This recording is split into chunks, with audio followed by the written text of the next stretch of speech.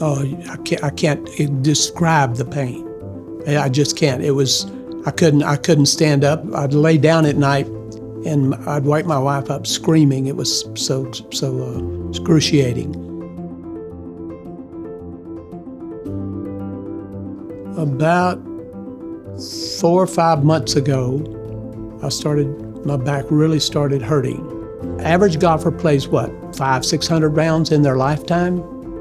I've played over 8,000 rounds, so I'm sure that had something to do with it. So somehow, I don't remember how I got Dr. Hood's name, but I called him and he said, yes, we'll be glad to look at you. And they did. He did a laminectomy in 2 areas. Then when they got in there, they found out that I had stenosis in my spinal column. So 3 hours later, Dr. Hood came out and told my wife everything was fine.